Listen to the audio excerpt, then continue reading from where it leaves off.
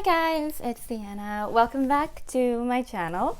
In today's video, I'm going to be talking about some of the work that you can find in Korea, how to get them, some little tips. I'm going to be mainly talking about how to find a job in Korea and talking about my friends' experiences, maybe some of my own experiences. So take it with a grain of salt. You can always do additional research. Everyone's experiences might be different. So in Korea, the number of foreigners coming into Korea and trying to live here is increasing. There has been a lot more job opportunities and more people looking for jobs. Now, as a foreigner, especially if you speak English, getting a job as an English teacher is very common, and there's a lot of jobs available for people that are looking to become English teachers. I would actually say that it's very common and it's one of the most easiest jobs that you can find in Korea if you're a foreigner. Before I dive into all the other different work, I'm mainly going to be focusing on English teachers, and then I'm going to talk about some of the other fields that you might be able to work in if you are looking to go into a different career route here. As an English teacher, you need to be qualified to work as one. However, if you just have a bachelor's degree from an English-speaking country, then you're already almost there. It's also very, very useful if you have a teaching license. So it could be any experience in teaching, or need a copy of the TEFL license when you are applying for jobs. If you are thinking about coming to Korea to enroll yourself in a Korean university and then getting a job after that, it's much easier.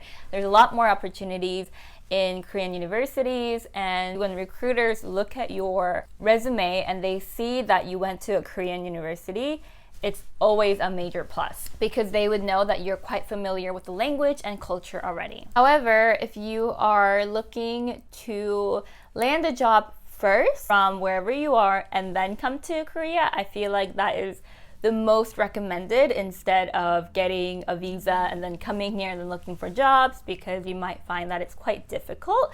So in your bedroom, you can go on a few different job search engines. Like Craigslist is a major one. A lot of my friends that work in the recruitment business, they always use Craigslist.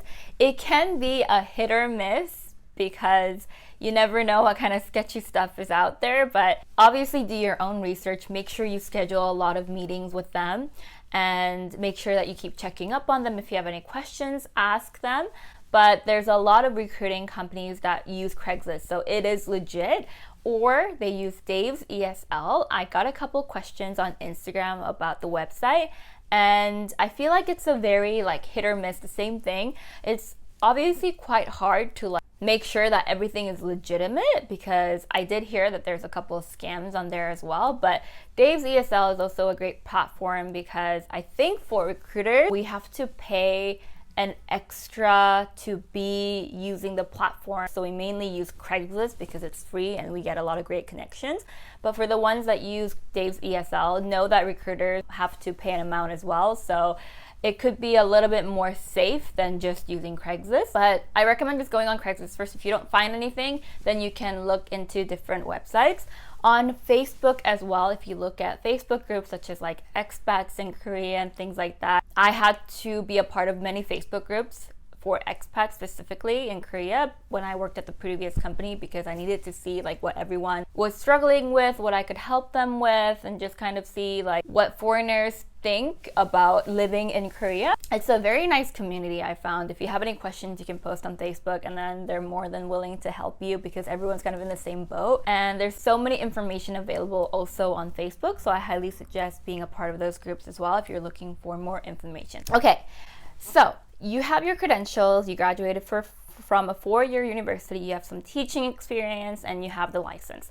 Then you would go on Craigslist or the other websites that I'm going to mention, and I'm going to link that in the description below, and you're going to be looking for jobs. If you guys are not familiar, let me break this down because I need to clear it up before we get more into it. A school is a full-time school, right? That's when you definitely need a license. You're going to be an English teacher at the school. So you're going to be interacting with the students and teaching them English. Now, you have after-school classes, which are academies. Academies or hagwons are super big in Korea, and you can make a lot of money in these hagwons, especially during the summer holidays and stuff. It might even be busier than a school. And then you have English teacher, as a tutor one-on-one. These might be a little bit harder to find just because you need to have some sort of connections before you can fully work one-on-one with students. I work one-on-one students and I love my job. I really like working in the English tutoring department, but in the beginning, if you don't have a lot of connections, it is definitely hard to find students. That's what you need to be aware of when you are looking for different listings. It's going to say, I'm looking for a part-time English teacher for this school. And then what you need to do is obviously research the school, make sure the school exists. If they have a school website, look for that as well. Or if they have pictures, look at it on Google it. Just Google it. A lot of fact checking, a lot of researching. It's the same thing for the recruiters as well. We always do a lot of research on the teachers. A lot of the time, schools will reach out to recruiters and then recruiters will post those websites. You're not communicating with the school directly because they trust recruiters more because we're able to speak English and Korean.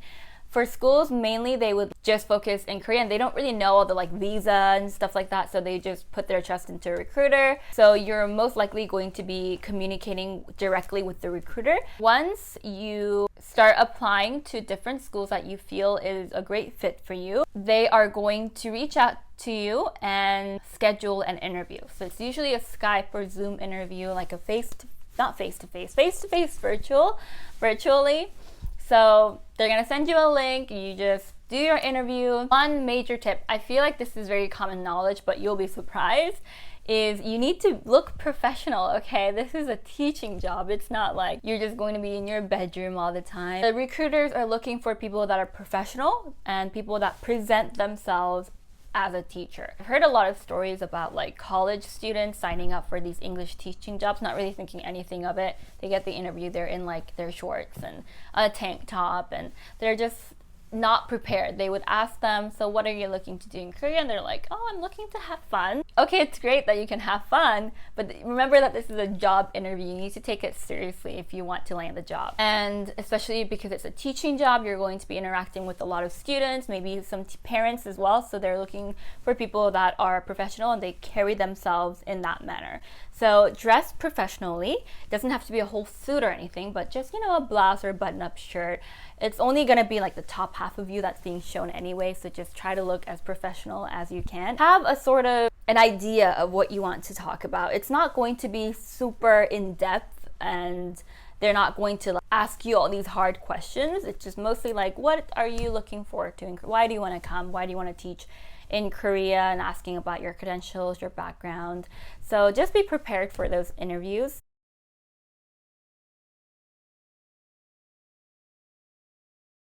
Another major thing that I want to talk about is that you need to be open to the area that you want to live in. So obviously, if you just want to come here and have a great experience, and a lot of people will choose Seoul, but these days Seoul is getting more and more super crowded, so it might be harder for you to get a job here. A lot of teachers will contact recruiters being like, I just want a place in Seoul, and then recruiters will often talk to you and be like, you know what? It's really hard in Seoul right now. There's a place 30 minutes away from Seoul and they have a really great opportunity. Are you into that? I highly suggest that you are open to these opportunities because you can always visit Seoul whenever you want. And there's so many other great areas outside of Seoul. You don't have to be so fixated on living in Seoul. Sometimes it's even better because housing is a lot cheaper. Sometimes school will actually offer to pay for your housing, so you don't even need to pay that much for your living expenses as well. When it's time for you to ask any questions to the recruiter, ask them what they offer for housing. Sometimes they offer discounts, sometimes they just offer for you to live there completely, especially if it's outside of Seoul. Then they know that you're gonna have a pretty hard time as a foreigner trying to look for a place unless you're super native. So they are going to help you with that. You need to keep in mind that obviously the recruiter is the middleman. Whatever happens in the school, you need to sort out with the school. So there was a couple of cases when teachers would come, everything would be great, but the HR department might not be very organized. You might find yourself not having a lunch break and you're like, oh my gosh, I'm starving. This is not what I signed up for. I thought obviously we would have a lunch break, but that's also kind of relates to the work life in Korea, is that sometimes the HR department isn't very effective. So you need to look out for yourself. I had heard of a couple teachers that they got the visa, everything, they came to Korea, they got everything sorted, but after a week they like ran away. The recruiters couldn't hear from the teachers ever again, but that's a really bad, situation. You need to remember that something ever happens at the school that you end up teaching, and I'm talking about like they're not paying you right, or they're not giving you enough break time, or they're just overworking you. You can't talk about things like that with the recruiter because that person's just the person that connected you to the school. So you're kind of on your own, but that's just how it is. If you go to a foreign country, you'll realize a lot of times that you're the only one looking out for yourself. That's why I highly suggest signing up for a Facebook group so that you can feel like you are a part of a community and there's a place that you can go to. My friends, they're no longer recruiters, but back then, they were like on the nicer side of being a recruiter, because then if anyone had any concerns, we wouldn't mind talking to them about it. Although we couldn't do anything about it, it's not like we can go into the school and do anything, but we could still connect them with different resources.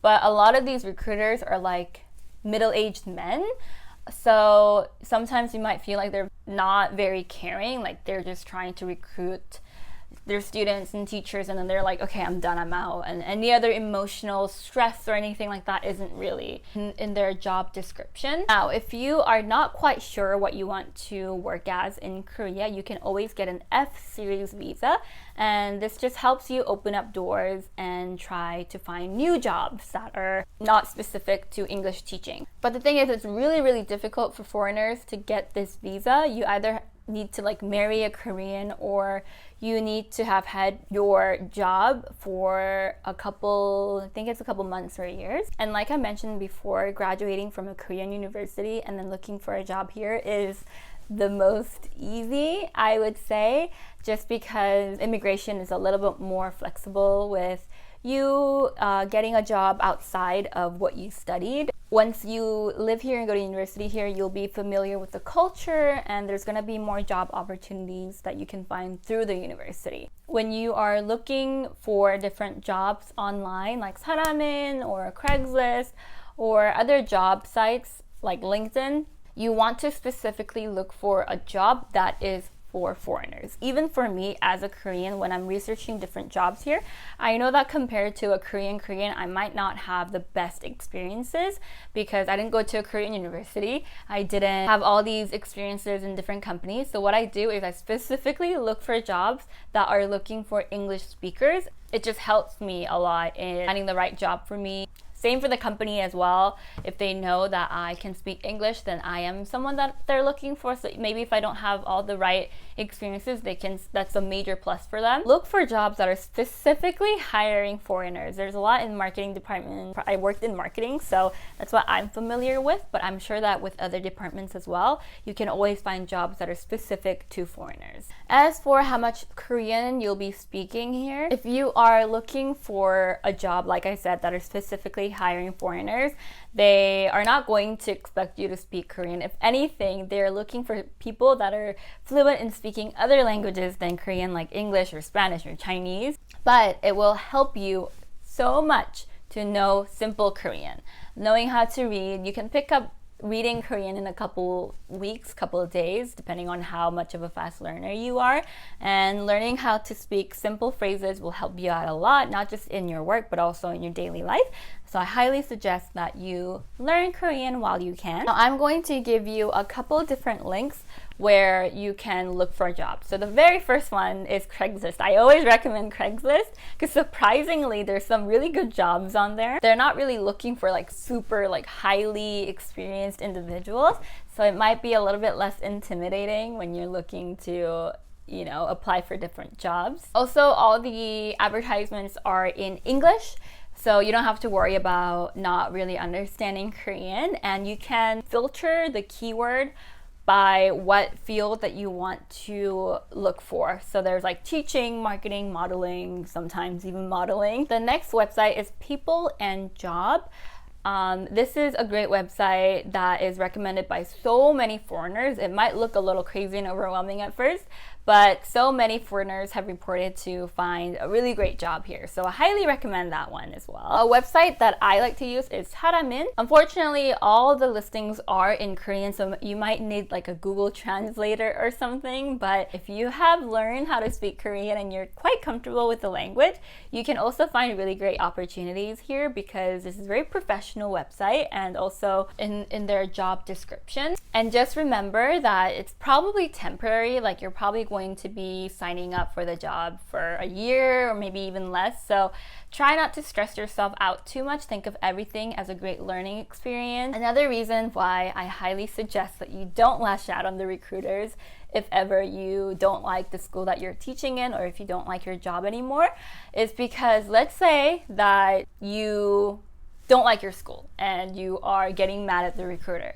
Okay, you can do that, but after a couple months, you are going to be looking for another recruiter again. You are going to be able to find a lot of foreign speaking jobs as well. Next, we have Job Korea, which is also another website that's popular in Korea as well. The website is also all in Korean, but if you know how to navigate it, if you know how to read Korean and understand it, then it's a great portal to find English speaking jobs. And the very last website that you can search for jobs is LinkedIn.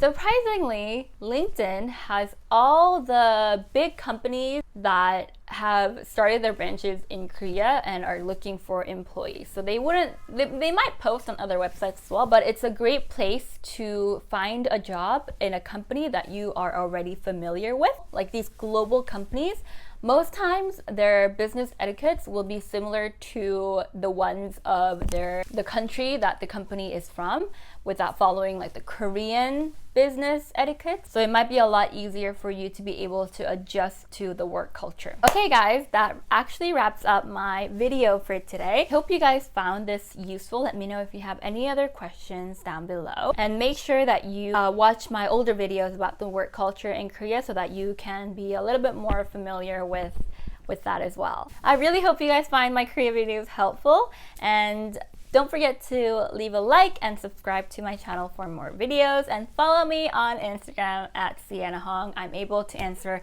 questions a lot faster on there, and I'll see you guys next time. Bye!